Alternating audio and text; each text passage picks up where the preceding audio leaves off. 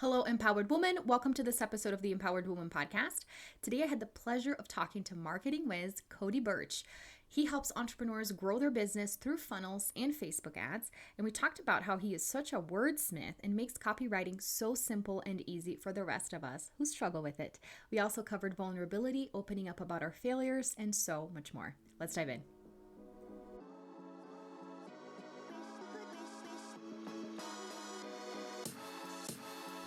Welcome back to the Empowered Woman podcast, the #1 show on personal growth, visibility, and profit for women entrepreneurs.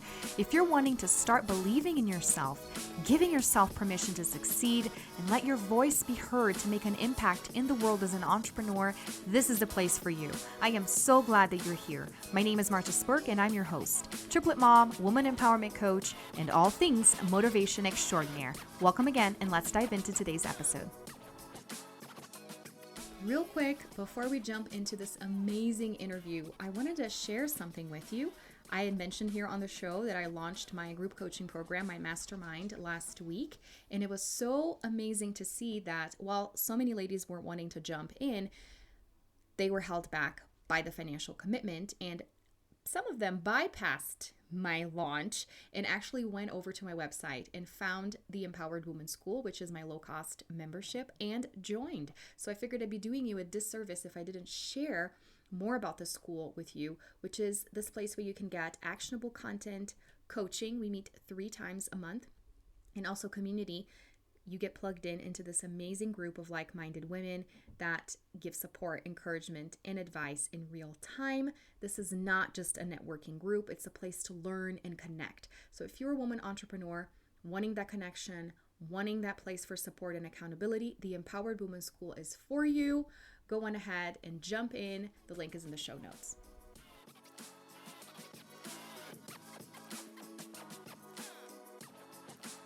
Hi, Cody. Thank you so much for joining me today. Hey, Marta. Thanks for having me. This is going to be awesome. It is. I am so excited to chat with you. I feel like I've known you for so long. You're such an inspiration. We connected via Tribe several months ago. And I remember you always do some amazing shares inside the Tribe membership of things that can be helpful to other business owners, since this is your audience and this is who you work with. And I remember in one instance, you made some suggestions of what would be a good copy for ads.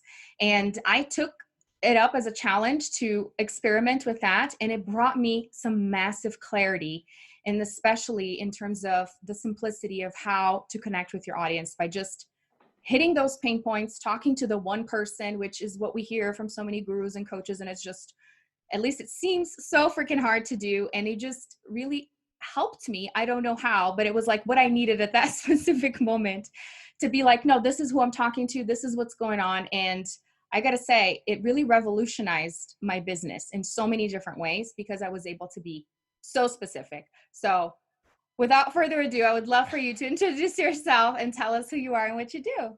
Well, that's awesome. Thanks for those kind words. I'm glad that simple note in a community that we're a part of led to that awesome outcome for you. And we can talk more about how that works and all that stuff today. So I run a membership community. It's called the FAM. And the goal of the FAM is to help people achieve financial freedom through funnels, which is just a word that I use about talking about how to convert people that don't know us into raving customers. And so how do we do that with mimicking human relationships? Like you and I are getting to know each other, and you were on my podcast. Now I'm on your podcast, and now we're friends, and we live in Colorado, and we're in these groups. Like that all happened very naturally. I didn't, knock on your door and give you a sales pitch. That's not what happened. And so that's what a funnel is. And my goal of that is to help 1,000 entrepreneurs get to $10,000 a month or more with recurring revenue through how they make their offers and structure their business. So that's what that thing is. And I've been in the digital marketing space for a long time. I had a job for 11 years at a 9-to-5 job. I left just 4 years ago. I just celebrated my anniversary of leaving that job. And I was doing all of the marketing for that company. And then that last year I was there, we were doing marketing for coaching clients as well. So I got the same salary, but now I was doing all of our marketing and all of their marketing. And it took me a while to wise up and think, I bet there's a high enough demand for what I'm good at to jump and to leave and go out on my own and help people that way. So that was 4 years ago. Now I've got this digital marketing agency, and I've got this community that I manage and that I run. And it's been a ton of fun. It's been an awesome journey. And I'm rooting for anybody who's considering making that jump, or if you've already made the jump and you're trying to figure it out, or if you made the jump a while ago and you've got it figured out. I just love that whole journey. It's scary and interesting and horrible and amazing, and like all these emotions wrapped into one. And that's how I got where I am today.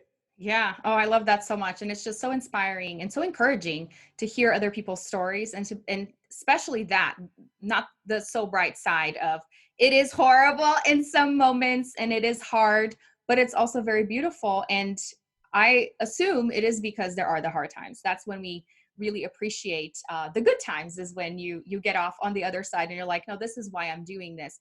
And I know you're celebrating your anniversary, and you've done some amazing things in the last 4 years.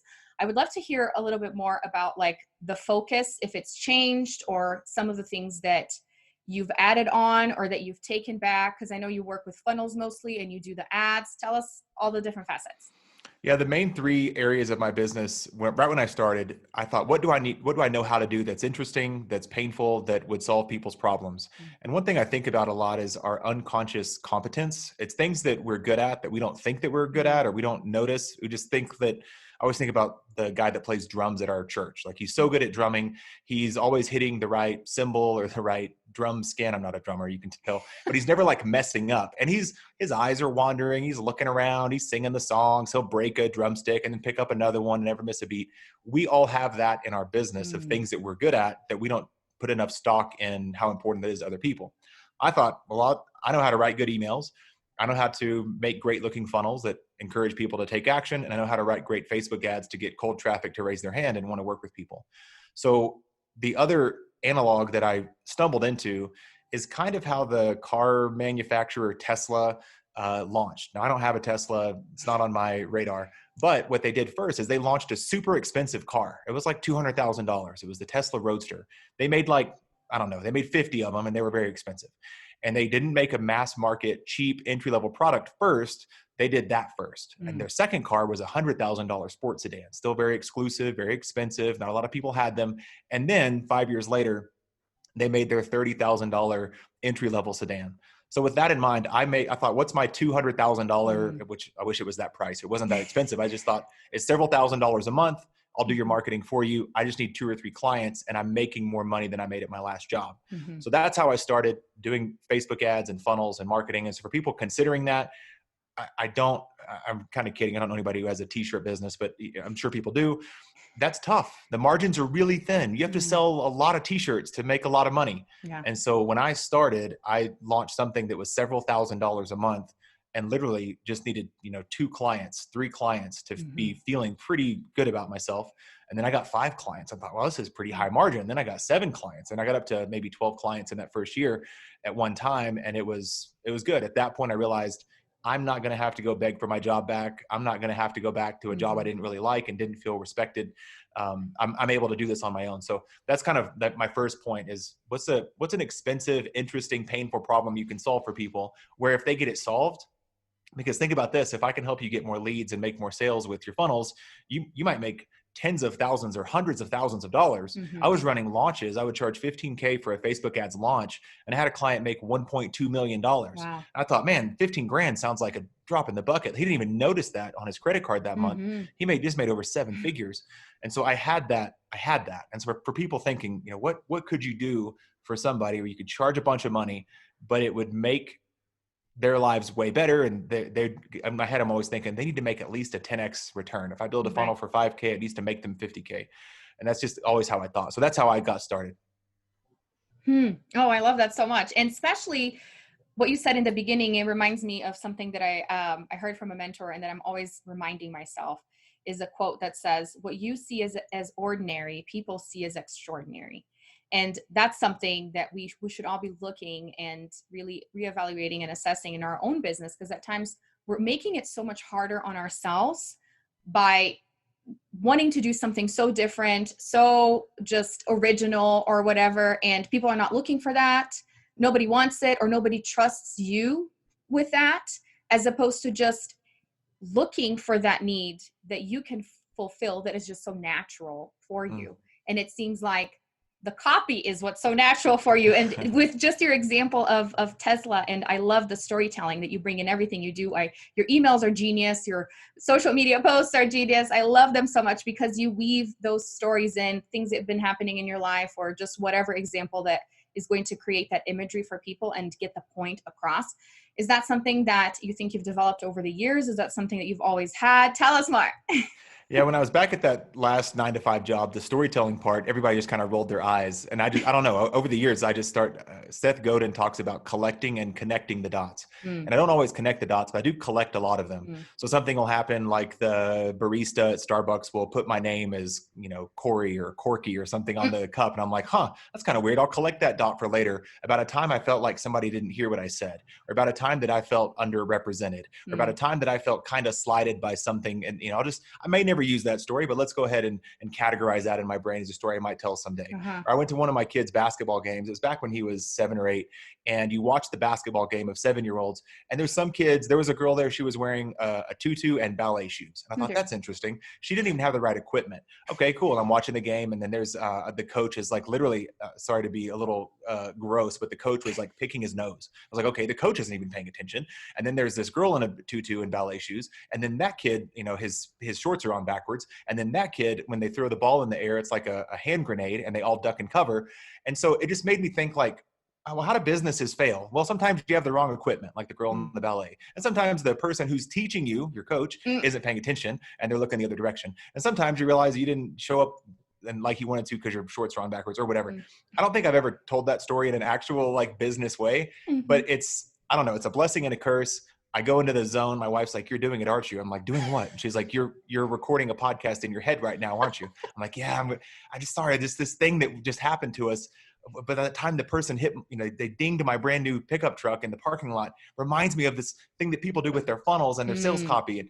And so then I just kind of connect those dots. But my advice is pay attention to what's happening to you, pay attention to the best and worst moments of your day, see what else that kind of relates to. And then I think about this a lot. I've probably already said it 10 times. This experience is kind of like, I think is kind of like a lot. It's kind of like Tesla.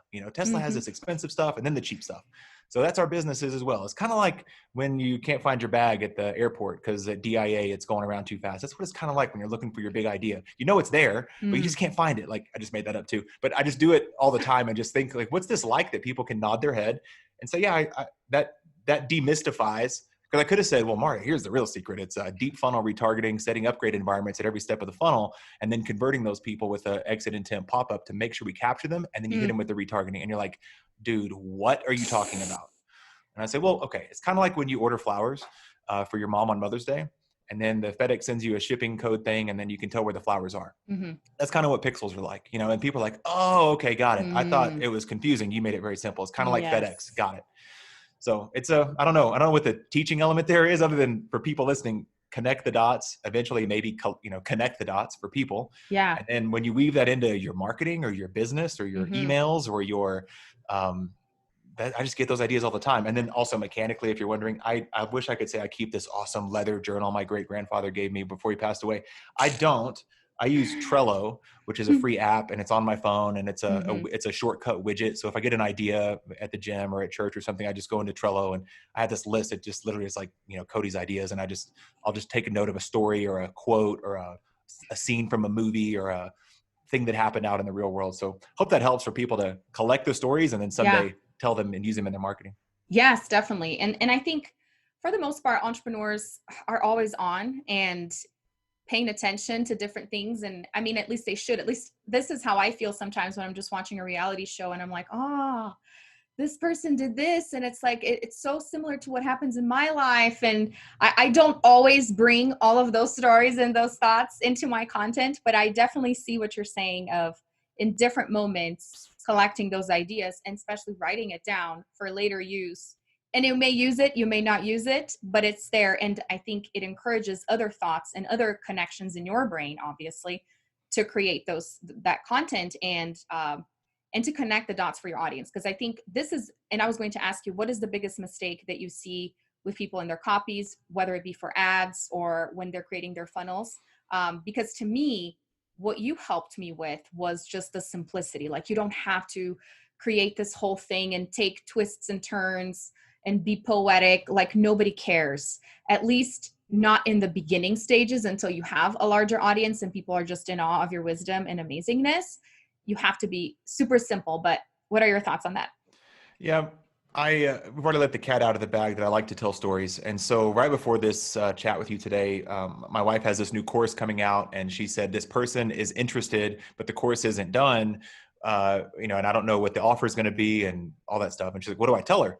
It's like, well, it sounds like you just tell her, what you just told me. Tell her, see if she's interested. And there's this concept of separating the decision from the details. Like in this person's mind, who let's call a prospect, it sounds kind of cold, but my wife now has a prospect, somebody who wants her help. Yeah. And all my wife needs to do in this moment is keep the intention high of this woman saying, I'd like to get help from this problem that I have.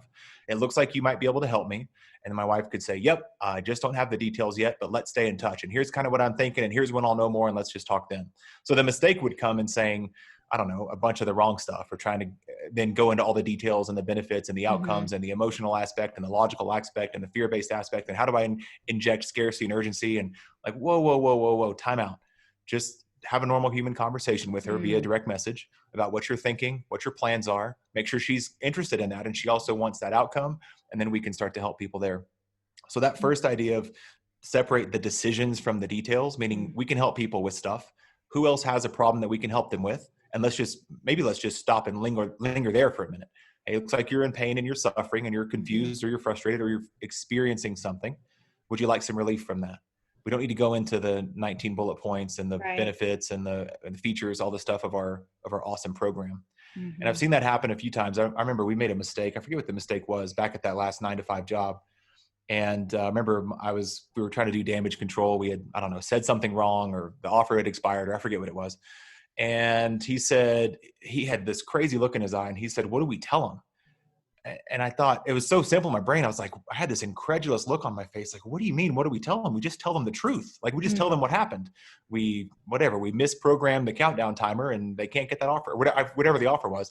But it was an interesting reminder that some people can get really hung up because they believe the myth that there's this perfect word or this perfect sentence or this perfect structure to convince people to do things they don't want to do and buy our programs when they're not ready for it. And I've tried to do stuff like that. Like, I'll get a template, or you hear the training, like, I'll try that. That just doesn't sound really authentic to how I want to show up.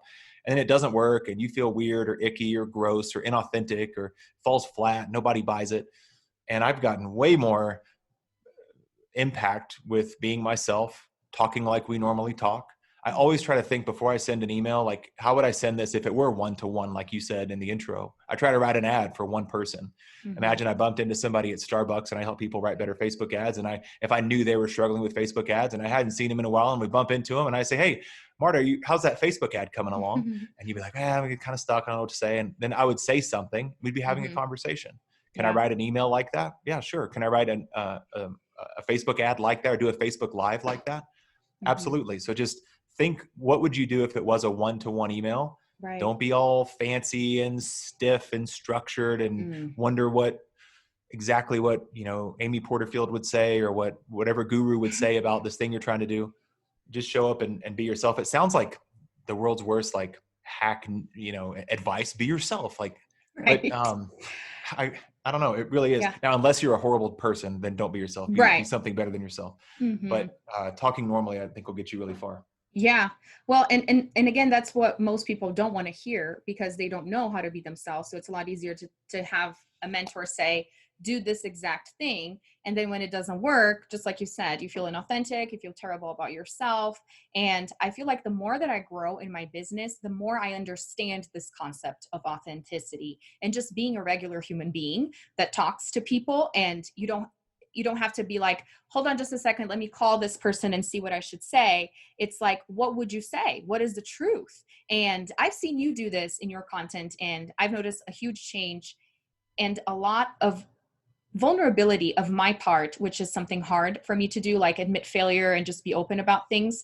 And it's something that one of another mentor said is leading with transparency. I think this has been such a huge shift for me into just talking about things when they don't go as planned. And I think people resonate with that and they appreciate that a lot because they see the flaws, they see the humanity, and it's easier to connect when you say, hey, I tried this and it was a fluke. And I've seen you do that in your content too. And I think that brings you closer to these people because it makes you more human. So I love that you talked about, the hard things and also about being human, which again is not what people want to hear, but it really is the ticket. So how do you get there unless you're a horrible human being, like you said? Yeah. I've had a lot of failures, and I got to be honest, in the very beginning, I didn't really want to talk about them. I wanted to maintain this illusion that I had it all figured out, that I really got it. And so I have a podcast that you've been on. It's called Cody Builds a Business. And here's how that went. I was doing my first ever webinar to position my business from a done-for-you agency where I was working 7 days a week to a more info-based business with courses, memberships, mastermind, coaching programs, et cetera. Yeah. I thought I'll do the thing that I've seen done. Did a beta group in February. I didn't charge for it. I should have in hindsight, different story. I made the course in March and I launched it in April. I did a webinar. On Monday, I set up my podcast and went live like, hey, what's up, Cody Builds? It's kind of a fake voice if you go back and listen. It was just how I wanted to show up on a podcast. And then I said, hey, I've got a webinar this Thursday. And you go register at whatever URL. Links in the show notes. I had no idea what I was doing. I just wanted to sound cool on a podcast. I thought people would listen to the show and then they would register for my podcast and I'd make a bunch of money and then I'd be off to the races. So episode 1 is what's up, I'm Cody. Episode 2 is I'm doing a webinar. Episode 3 is called, well, that didn't work because the webinar didn't work. And I was comfortable on the podcast because the webinar part didn't work because I don't know about you, but when you launch a podcast, nobody listens to it typically. Like it's just not that many people. So I thought, well, I've got this safe microphone. There's nobody looking at me. I can tell the story of this tremendous failure I just had. It was really embarrassing. I was depressed for 24 hours. My wife made me promise I wouldn't get all sad and in my feelings about the webinar flopping. And I did still, and didn't want to come out of bed, all that stuff. So that's episode 3. What's cool now though, is that's all documented. And episode 4 is literally called Cody Scrapes Himself Up Off the Floor. And episode 5 is Cody Makes a New Plan. And episode 6 is Cody Doesn't Give Up. And so it's like all this documenting that journey. So I wish I could say I started there and I just led with vulnerability and I was crying every day on Facebook Lives. And it really wasn't that. I wanted to have, stature. I wanted people to think fondly of me. But here's when I noticed. Episode, I think it's either 96 or 112. I forget which one it is. I called it Hitting Rock Bottom. And I wasn't currently at rock bottom when I recorded that, but it's the story of how I hit rock bottom when I was transitioning out of this job. And the story real quick is I quit my job in January, was on my own in February. It was an awkward departure. So I wasn't close with my boss. I bought a ticket to a conference. He said, hey, you don't work here anymore, so I'm not going to cover your ticket. I said, that's totally fair. I'll cover it.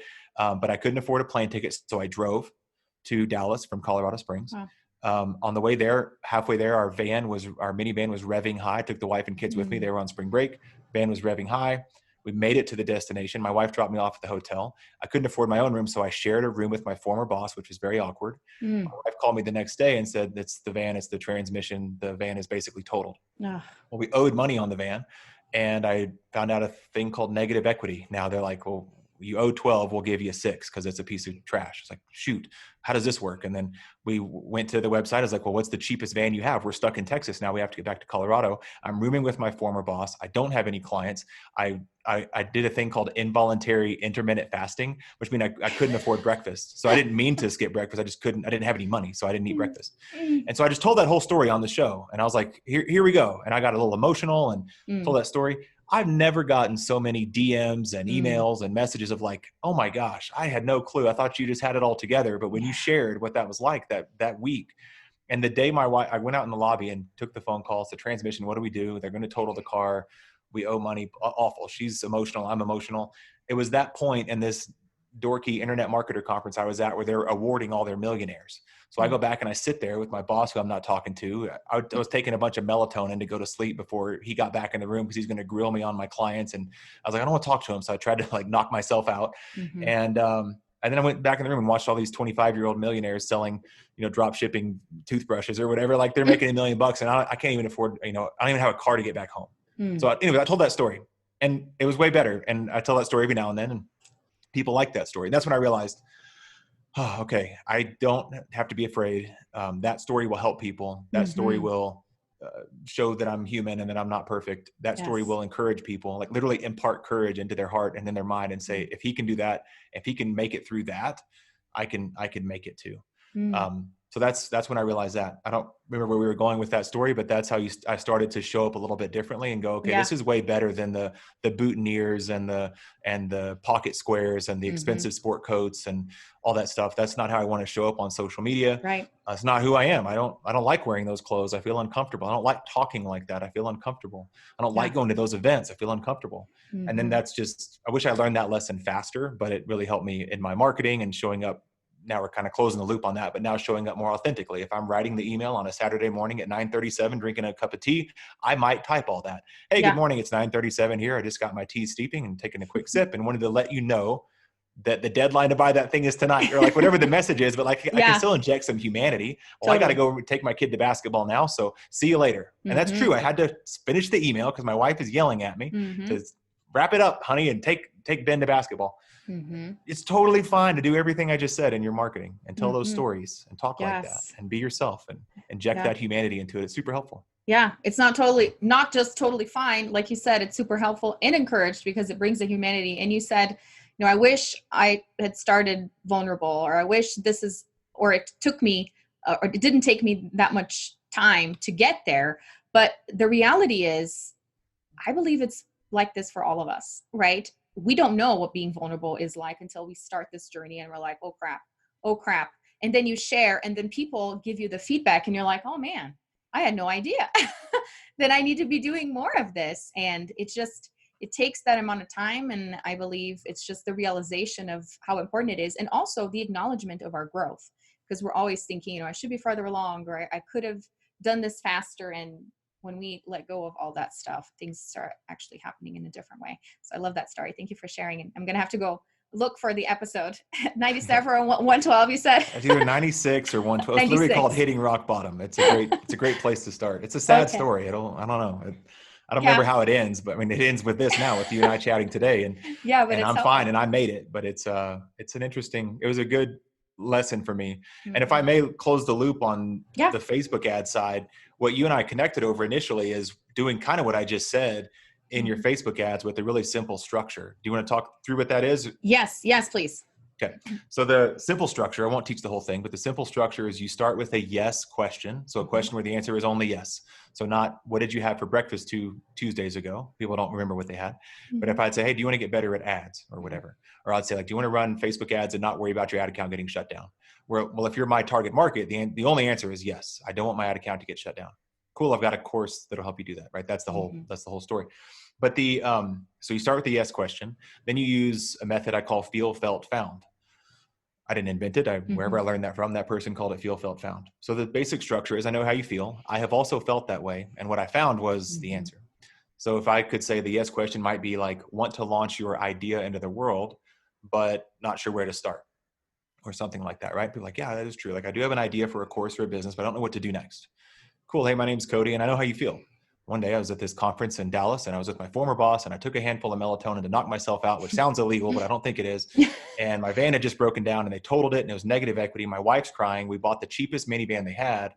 So I know what it's like to be a little bit afraid of getting your idea into the world. I had no clients. I had no money. I hadn't prioritized savings. I had no status. I had nothing. And I was terrified, right? Like, I would actually type something like that, right? And what I found was, and then whatever you found, I mean, what I found through that conference or through that path, or that was the moment I decided life's got to look different. I got to get my family home in a safe vehicle. I've got to not carry any more debt, because negative equity is horrible. I never knew what that felt like. I was 36 years old and not happy with where I was at in life. And I felt like I was at rock bottom. That's a little dramatic. I wouldn't go like super dramatic, but that's all true. But maybe you want to get off the accelerator a bit on the drama. So I know what it's like is my point. So that's the empathy, and I've been there, and I know how you feel. If you feel like that right now, I totally get it. I felt that way too. I've been there before. Right. Then what you found is the journey you went on, the books you read, the conferences you attended, the podcast you listened to, the audiobook that changed your life, a mentor that spoke some words of wisdom. Like, then something happened, like this catalyst epiphany moment in your life. And it doesn't have to be really big. It could be like, and then on the drive home in our brand new car that was gray on gray on gray on gray with a gray interior, that was boring and drab and embarrassing, I made a decision that day, somewhere around, Wichita Falls. I decided never again, or whatever. I'm making this up, but like, you can tell that story is my point. The feel, felt, found, right? And you're nodding as I'm sharing this. Like I literally typed that in my ad copy. Like, want to, build a funnel, not sure where to start. Totally get it. First time I built a funnel, took 36 hours. And even worse, it didn't work. It turned out the email integration wasn't connected or whatever. Like, I can tell that story and say, I totally get it. That's why I wrote this book called The 1 Hour Funnel, because I built thousands of funnels now, and I got the process, and I got this course, and I got this membership and all these things. So I'm on the mountaintop now, and it'll save you a ton of time. So click below to grab the thing, right? So that's it. Yes, question, feel, felt, found, and then tell them how to get what you got. But that's an interesting way to land the plane here of, well, where does the vulnerability come in, or where does the storytelling come in, or where does that come in? And comes in this example of an ad that you would typically show to a cold audience. Like, none of us are super famous, and 99.999% of Facebook is a cold audience to almost all of us.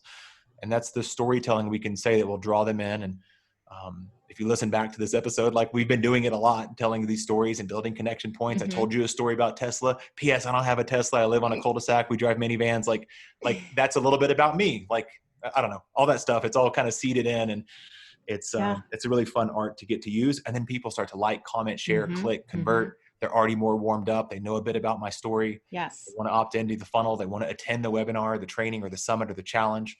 And those stories are always super helpful. I don't know. I can't speak enough about it in our marketing and on our landing pages and in our emails and things like that too. Yeah. And that is really the way to practice that vulnerability that does not come easy for the majority of us.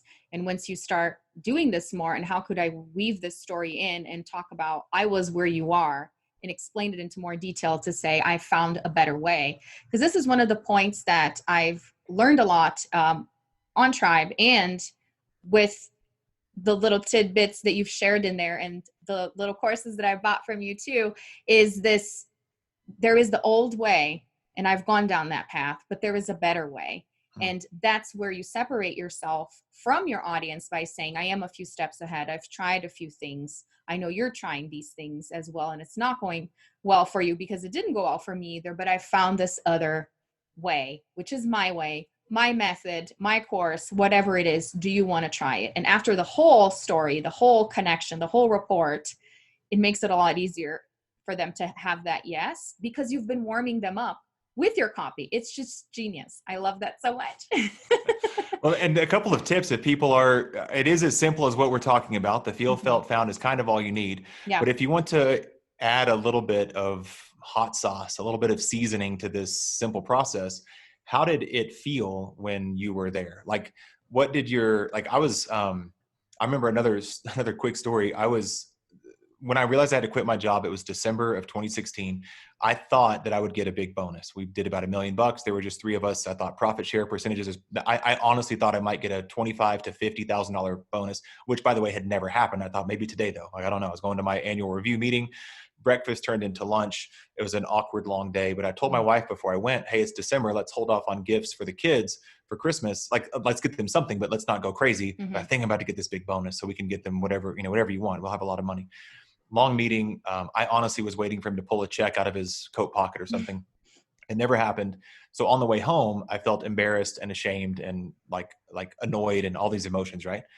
And then I remember that Christmas, since we didn't have a ton of money, each of the kids got 2 gifts. My wife doesn't remember this, but I'll never forget. As the dad, as the main breadwinner, I thought, this isn't the Christmas I had envisioned for my kids. They each got 2 things, and they were young enough they didn't notice. Like, why are there only 2 presents? And I was in that moment. How did I feel? Well, I felt embarrassed. I had gotten ourselves into this situation, and I couldn't get us out of it. And knew I had to maybe quit my job, but that felt really scary. So adding like a little bit of seasoning to your story of like, how did that make you feel when you had that realization? What did anybody depending on you, like, how did that make you feel about those people? In that moment, my wife was wondering, like, is he going to make it? Like, probably not. I made that part up, but and the kids didn't notice, but I started to feel some stuff. And those emotions drove me to need to go on a solution. So, and then what typically happens next is you go on some kind of journey. So when I was working through this stuff with my wife on her event stuff, she had this thriving event business. COVID hit. Within a week, all of her clients are gone. Okay. What happened next? And she went on a journey. She gathered some information and listened to podcasts, and she bought courses, and she went to live events. Then she tested it with me, family member, to see if her methods worked. And they did. And it was successful. Then she thought, just to make sure, let's test with somebody else. And by now she's feeling encouraged, excited. Maybe this is going to work. So when you bring people into that story adding a little bit of just how you felt, the ripple effect of what that problem was in your life, or the ripple effect of what the solution has been in your life. Yeah. I mean, now I talk about the very first thing I said, I want to help people generate recurring revenue through funnels, because we just bought a camper last summer and I like to go sit in the woods and stare at trees. And so what does that need to make true? Well, I need some recurring revenue and some passive income. Well, how do we do that? With our courses, our offers, affiliate income, there's a whole process I take my people through. So, that's a ripple effect example, like that will now make this possible. And for my target market, which is a lot of families and people with kids, and they're like, I want that. I want to go sit in the woods if I want, or sit on the beach and not have to worry about getting cell reception or replying to an email or checking that Slack message. I want that freedom too. It's through those stories and through those pictures and through those elements that we can attract our target market, become that attractive character like Russell Brunson kind of talks about, that people want to follow, that people want to emulate. It's all part of the process. And you know what I find so fascinating about all of this is that it encourages you and at the same time forces you to pay closer attention to your journey. So it's such a win-win, because you have to be vulnerable and talk about these stories so that people will connect with you.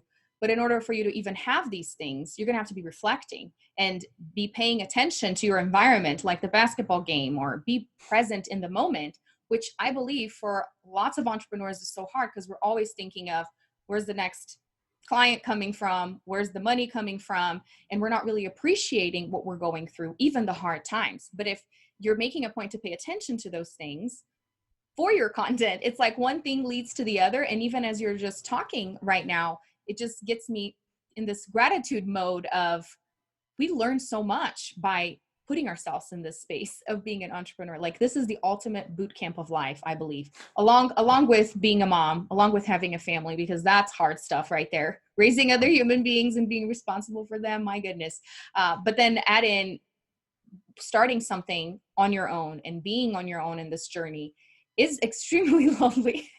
So when you hear these stories, it's like, oh, you feel like you're being, hugged because you see that other people are struggling too. And so it's just such a beautiful process. And I love that so much. And this, connection with people, it's all about the people at the end of the day anyways. And the more we realize that, the easier we'll make it on ourselves. And before we go into my rapid fire questions here, I would love for you to share a little bit more about your laid back launch, because I love this concept. It's somewhat of what I talked about on your podcast, of priming your audience and validating your idea before you get to work. Tell us more. Yeah. So along my journey of helping people achieve financial freedom through funnels, there's a couple of key elements, and the laid back launch is typically where we recommend you get started. So what happens is people get an idea for a course, a membership, a coaching program, something like that. And what they want to do is go make it. And they want to add all the bonuses and maybe make the sales page and start filming videos and filming sales videos. And I think you agree, it's like, whoa, time out. Remember, go back to that decisions versus details. Yeah. We got to make sure this is a problem people want solved. And there's a couple of ways we can do that. And then we validate the idea before we actually, I call it profit prior to production.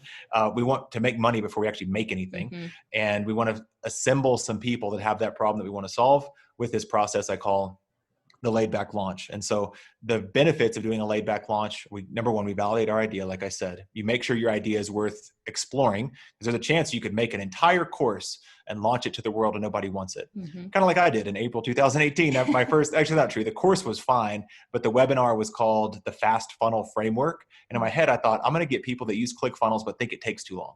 Now that's, in hindsight, a really stupid market to go after. That's not what's interesting. What's interesting is this kind of stuff that you and I are talking about, better storytelling or better headlines or better offers or things like that. That's way more interesting, but I didn't know.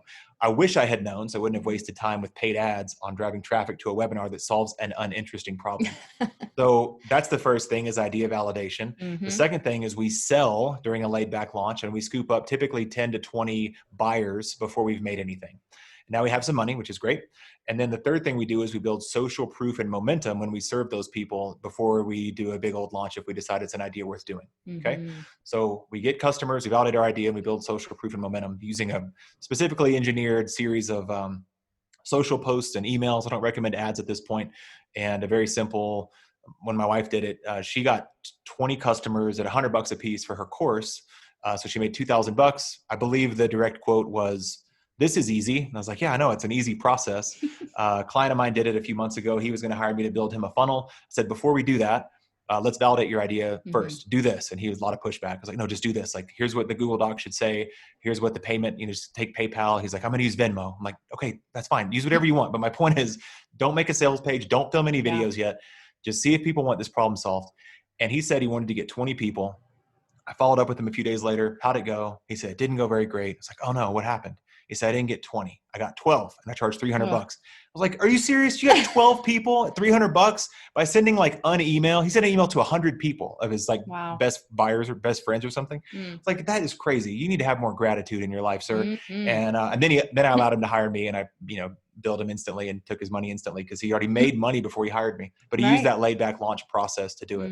So for people, if you have an idea for a course, membership, coaching program, laid back launch is a super obvious way to get started. And the cool thing is, I'm going to be really clear on this.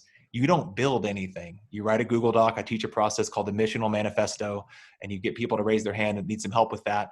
And then they follow you and they give you money, and then you validate your idea. It's a whole specifically engineered process that I've been really high on. And that's the first step in my 5-step success path. If I can get that validated, then go do a noisy, crazy, complicated, fancy launch, and then turn that into recurring revenue with the end parts of my success path on your way to financial freedom. But a laid back launch is where you start. Yes. Oh, I love that so much. And I'm going to have the links for that so people can check it out, because it's so valuable and saves you a lot of time, a lot of headache. I mean, come on. How much easier can it get? It's really simple. Yeah. No ads. You don't have to make anything. It's great. It's kind of the opposite of how people typically make stuff. Yes, exactly. Overcomplicated. All right. So let's get to this rapid fire before our closing thoughts here. I'm so excited to hear what you're going to have to say, because just never know. Maybe we're going to get a whole story out of each of the stages here. All right. You ready? I'm ready. All right. The first word is notice yourself. Notice yourself. How do you play this game? What do I do? Just what comes to mind. Notice yourself. Notice yourself. Okay. Notice yourself. That's interesting. What comes to mind when I hear the words notice myself? Through the pain of leaving that last job, I had to learn meditation, which is not something that was a part of my normal practice, but I held a lot of resentment, and I'll just say resentment. I had a lot of resentment for that last employer, how it ended, thought it could have ended better on both parts. And I had a lot of grief around that. So when you say notice yourself, I think about the process I went through to pay attention to those emotions, what was triggering those emotions, how could I achieve healing in that area where I felt some resentment. And I did a 5-minute journal, and I got some meditation apps, and a lot of that was coming up through the 2 words you just said, just paying attention to how I was showing up, what I was letting get under my skin. And the lesson there is a Stoic philosopher lesson. I forget who said it, but it's basically, if you're walking down the street, somebody hits you, would you let that happen? You're like, no, of course not. And he said, but how easy do we let people get under our skin, basically just with a thought or an idea? I was like, oh, right. It's like I'm letting him hit me in the face over and over again. I need to get away from that. So that's what I think about. Beautiful. Next one is listen to yourself. This is fun. Yeah, I'm feeling like on top of the world getting Cody speechless. I know, this is crazy. Listen to yourself. What comes up for me on that is I listen back to the content I put out in the world. I've got, I think, almost 400 podcast episodes. I want to make sure I'm showing up authentically and in an interesting way. And I want to be sensitive to how people interact with my thoughts and ideas. And I want to make sure that they're accurately represented. And I literally listen to myself via interviews and podcasts and courses that I make. I know some people don't do that. They put content out in the world. They never want to think about it again. Whenever my podcast drops, I download it and listen to it on a walk in the morning. So I do too. I feel so good about myself right now, because my husband is always making fun of me. Like, you're just so self-absorbed that you're just listening to yourself over and over again. And it's like, I want to see what I said. That's amazing. Next one, forgive yourself.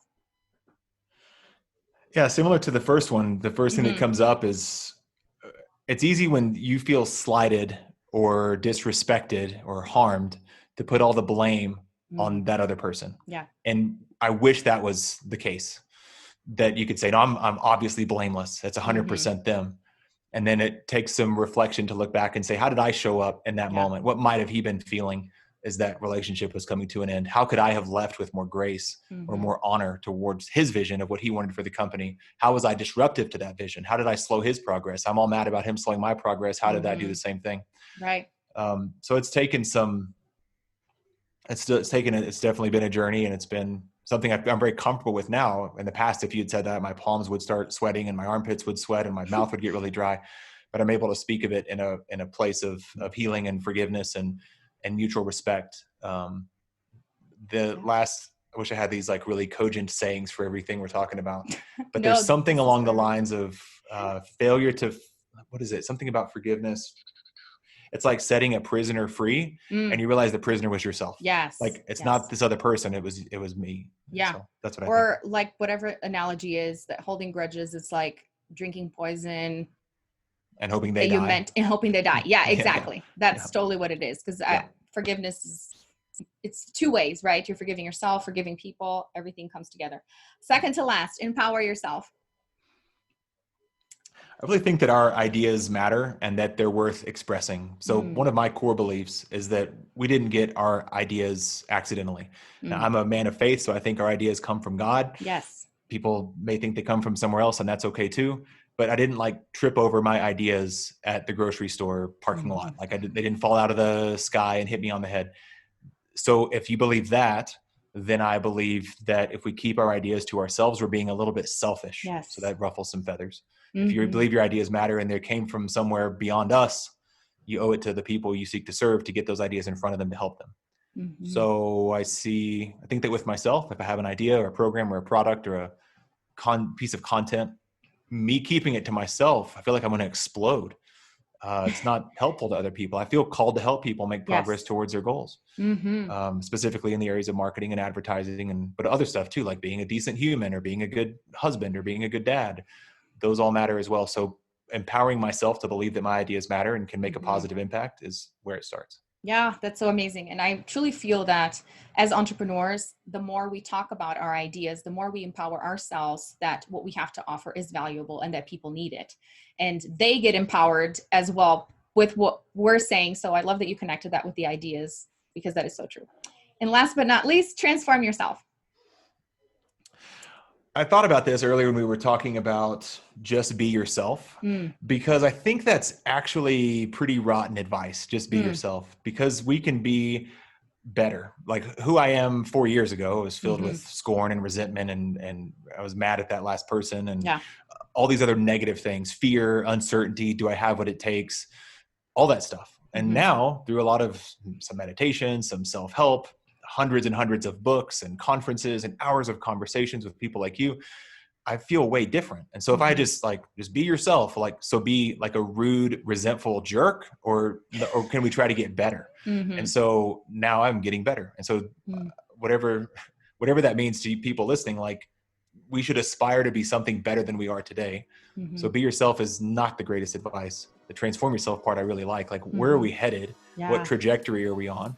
And are we making progress towards that? Oh, this is so amazing. I'm so excited to re-listen to this one and to share it with the world.